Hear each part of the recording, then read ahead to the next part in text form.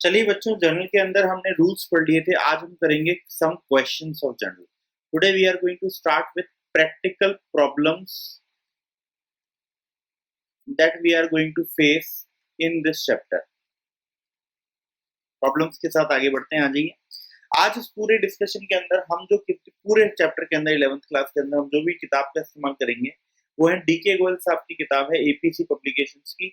उसके क्वेश्चंस को हम यहाँ पे हमेशा क्या करेंगे, डिस्कशन करेंगे। आ जाइए, उसका सबसे पहला क्वेश्चन मैं यहाँ पे खोलता हूँ। क्वेश्चन खोलने के साथ साथ मैं आपको यहाँ पे सबसे पहली जो प्रैक्टिस कराऊंगा वो मैं आपको प्रैक्टिस कराऊंगा अकाउंट आइडेंटिफिकेशन। किसकी आइडेंटिफिकेशन की? अकाउंट आइडेंटिफिकेशन की। तो सबसे पहला स्टेप जो है हमारे साथ क्वेश्चन करने का वो है अकाउंट आइडेंटिफिकेशन।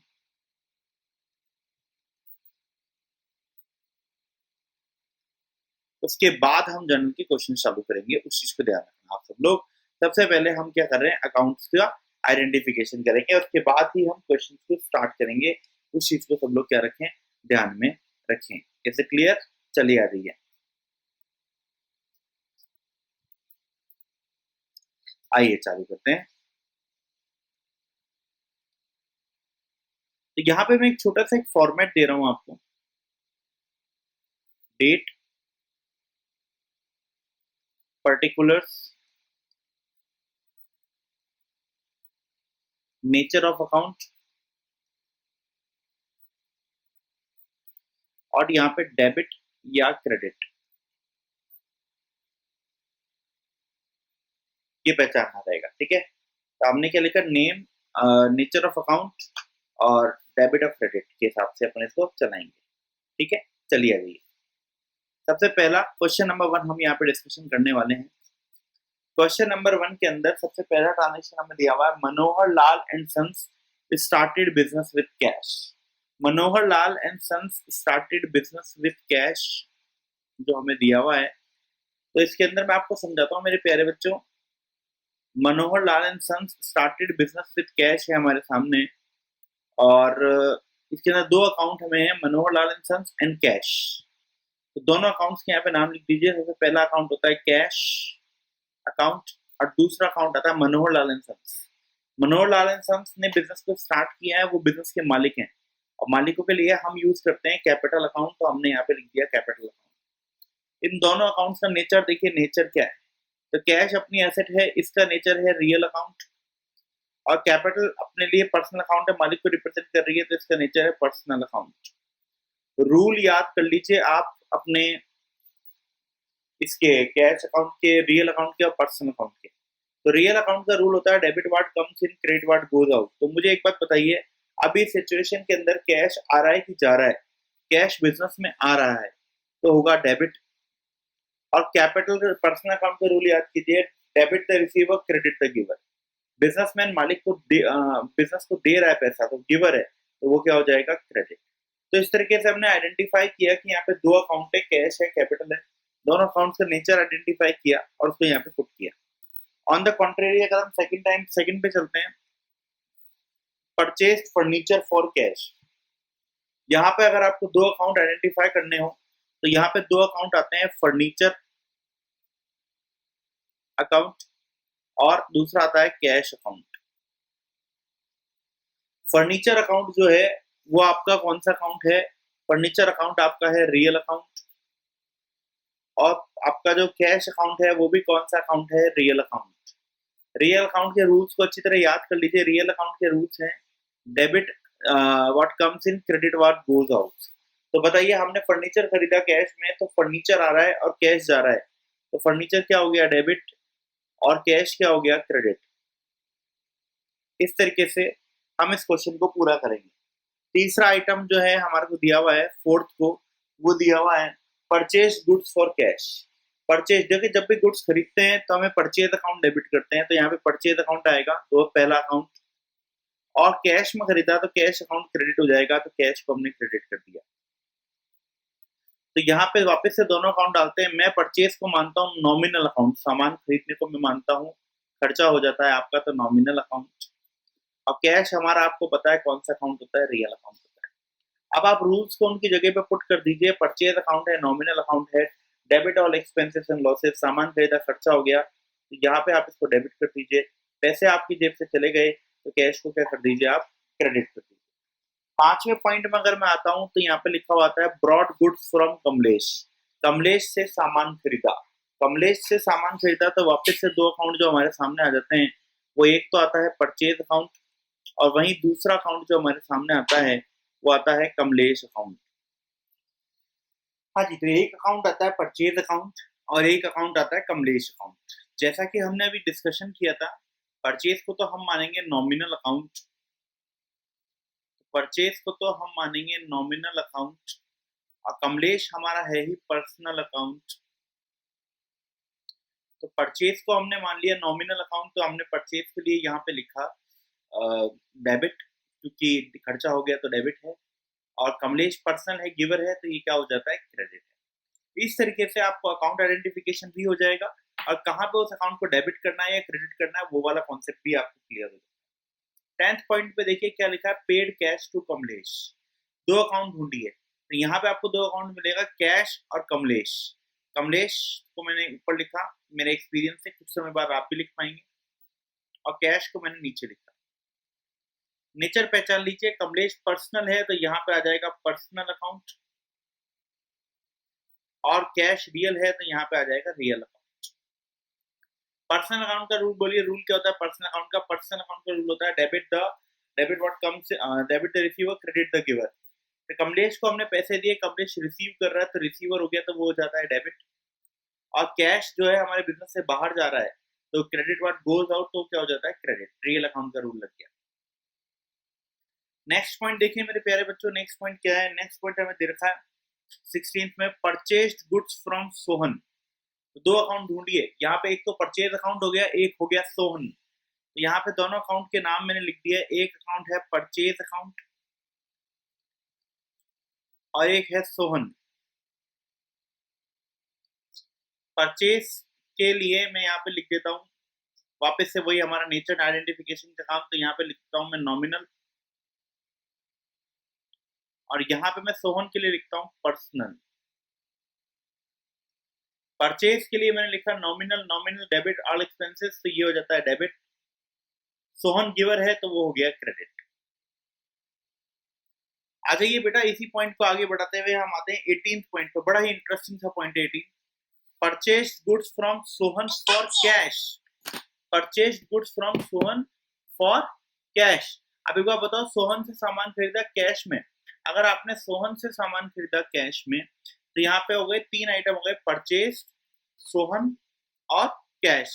तो जब भी पर्सनल, रियल और नॉमिनल अकाउंट आते हैं तो वहां पे आपको क्या करना पड़ता है, पर्सनल अकाउंट को अलग इग्नोर मारना पड़ता है। तो यहाँ पे मैं दो ही अकाउंट कवर करूंगा, परचेज अकाउंट और दूसरा है कैश अकाउंट। वैसे भी अगर मैं आपको लॉजिकली समझाना चाहूँ तो मैं आपको ये समझाना चाहता हूँ कि भैया जब आप, एक बात बताओ, आप बाजार गए, पैसे देकर के आ गए, तो किस दुकानदार से खरीदा वो सामान कंपैरेटिवली लेस इंपॉर्टेंट हो जाता है वो चीज।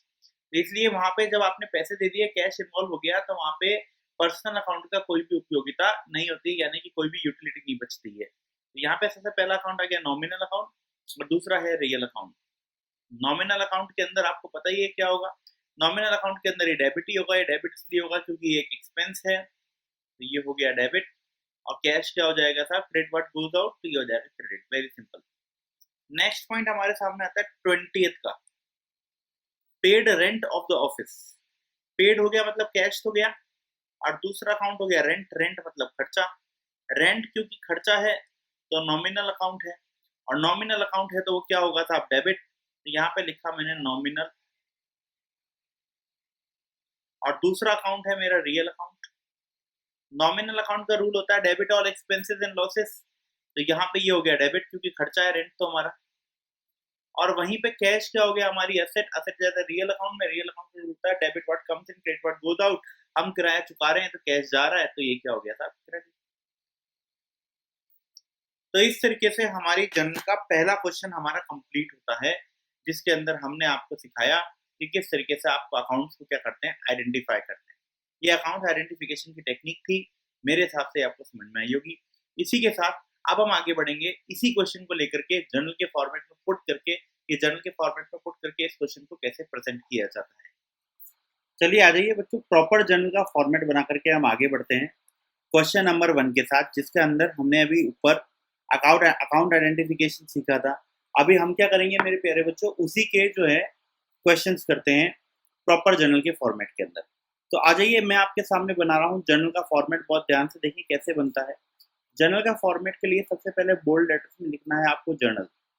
जर्नल के नीचे आप लिखेंगे for the period ending, for the period ending, और जो भी होगा इसके अंदर मंथ, उसकी लास्ट डेट। फॉर एग्जांपल इस क्वेश्चन के अंदर ना, क्वेश्चन नंबर 1 के अंदर मंथ है हमारे पास 2019 मार्च, तो आप क्या लिखेंगे 31 मार्च 2019। इधर इसके फॉर्मेट के अंदर सबसे पहले आता है बेटे डेट, इधर आता है पर्टिकुलर्स, इधर आता है लेजर फोलियो, इधर लिखते हैं डेबिट अमाउंट, इधर लिखते हैं क्रेडिट अमाउंट। अमाउंट के नीचे रुपीस का साइन लगाना बहुत जरूरी है, इससे हमें ये पता चलता है कि हम कौन सी करेंसी के अंदर अकाउंटिंग कर रहे हैं, इससे ये कॉन्सेप्ट क्लियर हो जाता है। ठीक है, चलिए आगे बढ़ते हैं, क्वेश्चन को करते हैं और समझते हैं कैसे क्या होगा। सबसे पहली ट्रांजेक्शन थी 2000, देखिए यहाँ लिखी जाती है डेट इस तरीके से 2019 मार्च, और कौन सी डेट है, फर्स्ट। पहली ट्रांजेक्शन थी Manohar Lal and sons started business with cash. हमने इसमें आइडेंटिफाई किया दो account, cash and capital. Entry बन गई कैश अकाउंट, और देखिए लिखते कैसे हैं, एंट्री लिखना सीखिए, डेबिट टू कैपिटल अकाउंट। ठीक है, और अमाउंट, डेबिट का अमाउंट डेबिट वाले कॉलम में डेबिट के सामने 60,000, क्रेडिट का अमाउंट क्रेडिट वाले कॉलम में क्रेडिट के सामने। ठीक है बच्चों, उसके बाद नीचे आपको यहाँ पर्टिकुलर के कॉलम के अंदर इसके नीचे एक छोटा सा ब्रीफ डिस्क्रिप्शन देना पड़ता है इस जर्नल एंट्री के बारे में। तो यहाँ लिख सकते हैं आप स्टार्टेड बिजनेस विथ कैश। ठीक है, अब आप इसको एक बार जज करो, एक बार मैं आपको पूरी बात समझना। यहाँ आई सबसे पहले डेट, डेबिट वाला अकाउंट इधर आया, डेबिट आपने लिखा इधर, डेबिट का कॉलम आ गया इधर, इधर आया क्रेडिट वाला आइटम इधर। क्रेडिट को आइडेंटिफाई करने के लिए डेबिट और क्रेडिट की शुरुआत में थोड़ा सा मार्जिन छोड़ना है, गैप छोड़ना है। क्रेडिट के आगे लिखा जाता है टू, इसलिए आगे क्रेडिट वेडिट कुछ नहीं लिखते। अकाउंट का ए बड़ा होगा, सी छोटा होता है। ठीक है, ये कहलाता है नरेशन। तब जाकर के बनती है कंप्लीट जर्नल एंट्री। ये क्या कहलाती है, ये कहलाती है एक जर्नल एंट्री। अब मेरी बात को ध्यान से सुनना मेरे प्यारे बच्चों, अगर आपने अकाउंट आइडेंटिफिकेशन सही किया और अमाउंट गलत लिखा तो भी उस एंट्री को जीरो माना जाएगा। यदि आपने अमाउंट सही लिखा, अकाउंट आइडेंटिफिकेशन गलत किया, तो भी उस एंट्री को जीरो ही माना जाएगा। अगर आपने सब कुछ किया, खाली नरेशन नहीं लिखा, तो आपको मैं बता देता हूँ आपके 1/4 मार्क्स तक क्या किए जा सकते हैं, डिडक्ट किए जा सकते हैं। Central board of secondary education formats के बारे में बहुत पर्टिकुलर है, तो जर्नल एंट्री करते वक्त इन सब फॉर्मेट्स के बारे में विशेष तौर पे ध्यान रखें। हम आगे भी इसके बारे में डिस्कशन भी करते रहेंगे, आपको याद दिलाते रहेंगे। चलिए मेरे प्यारे बच्चों, आगे बढ़ता हूँ अगली एंट्री के साथ। नेक्स्ट एंट्री हमारे सामने आती है, देखो अकाउंट आइडेंटिफिकेशन आपने सीख ही लिया था, तो यहाँ तो सिर्फ खाली आपको एंट्री पोस्ट करना ही सिखाया जा रहा है। परचेज फर्नीचर फॉर कैश, तो यहाँ पे क्या एंट्री आ गई बेटा, यहाँ पे एंट्री आ गई furniture account debit, furniture account debit to cash account. कितने रुपए हो गए बेटे, 10,000 रुपीज। नीचे इसका नरेशन आ जाएगा, खाली शॉर्ट इंफॉर्मेशन, परचेज फर्नीचर। लिखना चाहे तो और भी लिख दीजिए, फॉर कैश वगैरह, कोई इशू नहीं, it's your wish. Fourth point हमने पढ़ा था, purchase goods for cash. Goods के लिए जब सामान खरीदते हैं तो परचेज अकाउंट डेबिट होता है, तो यहाँ पे आ गया purchase account debit to cash account.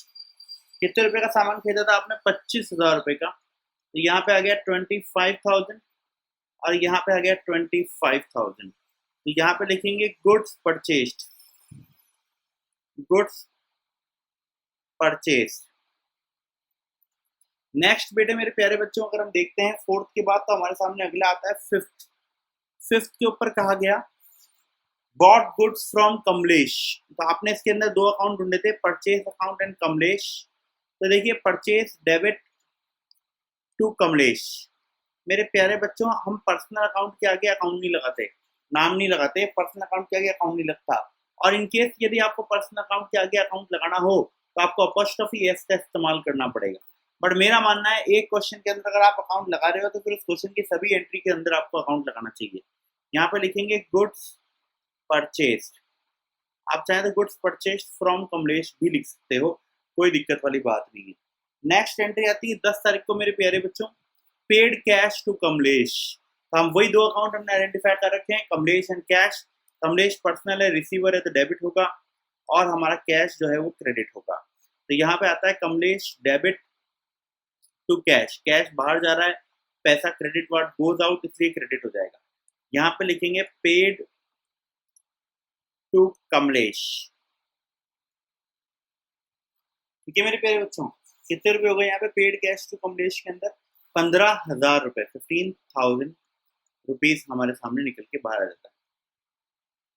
Next point देखते हैं मेरे बच्चों, हमारे सामने नेक्स्ट पॉइंट आता है 16 तारीख का। 16 तारीख को हमें कहा गया है परचेज गुड्स फ्रॉम सोहन। तो यहाँ पे एंट्री बन जाती है purchase account debit to Sohan. कितना अमाउंट था बेटे इसका? इसका अमाउंट था 6,000 रुपीज। यहाँ पे लिखेंगे गुड्स परचेज्ड। नेक्स्ट एंट्री आती है हमारी 18 तारीख को, purchase goods from Sohan for cash. तो यहाँ पे आ जाएगा परचेज अकाउंट डेबिट। हमने आपको ये कल ही समझाया, अभी थोड़ी देर पहले ही समझाया था किस तरीके से होता है purchase account debit to cash account. कितने रुपए हो गए मेरे प्यारे बच्चों purchase account debit to cash account के? 8,000 रुपीज। नेक्स्ट हमारे सामने आता है 20, paid rent for the office. Rent nominal account है, आप इसका नरेशन खुद लिखेंगे बच्चों। Rent account debit